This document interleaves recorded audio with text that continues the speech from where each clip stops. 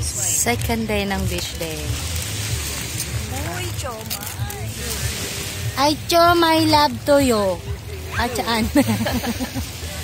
Diba? Food trip. Ganito ang Pilipino pag nagdagat. Hindi pwedeng maligo lang. Kailangan dala ang kusina. Oo. Hindi po pwedeng walang lamon. Opo. Masakit ang init ng araw pero mas masakit ang walang dalang pagkain. Kailangan talaga may food. Oh, diba? Food is life. Buti nga walang kaldero. Plano ko sanang bitbitin. Yan, sausawan o, may sausawan. Kaya lang mabigat pala. Wala akong kotse. Kung alam mo lang. Ano te? Sarap. Oh, see? Sabi ko kay Mami Evelyn, balik ka ulit bukas. Gusto niya. Kain tayo. Kain muna bago maligo. Dalawa na tayo dito. Masarap to, ano. Sausawan. Ang galing lang, te. Hindi ko sa Sarap. Siomay. Walmart. Pinili niyo ate? Gusto mo? Binili ko sa Walmart. Yan nga. China. Sige lang. Walmart. Naku. Wala. Ang holiday ko ngayon ay puro food trip.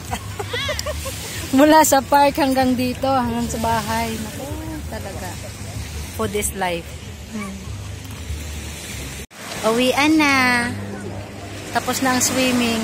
Uwian na. Pack up na.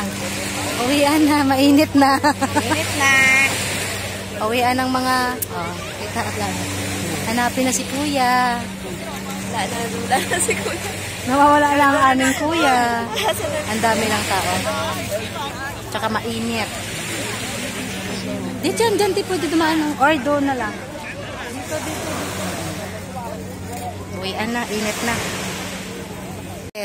Bye ate. Sinong sasabay sa amin? Wala na. Iba rin yung way nyo eh. Iba rin yung way nyo. Ay, si ano? Ay, si Marian pala, sasabay. Uwian na. Sasabay yun, di ba? Sasabay ko sa inyo. Nasaan siya? Nagbibihis. Okay. Bye. Andiyan si Ate Marie Tirini. Saan? Nagbibihis pa. Magkano na tayo, Gray?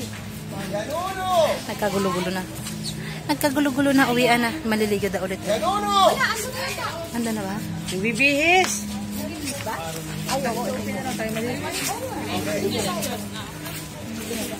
Doon lang siya sa meso. Nagkakagulo na. Uwian na. Tulugan na.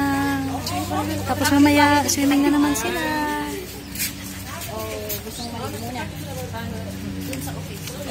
Doon na sa HOP Bakit pa? O siya, sige.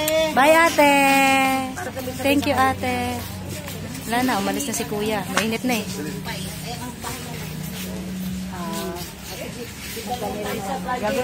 te. Bye, see you. Uwian na tayo. Bye.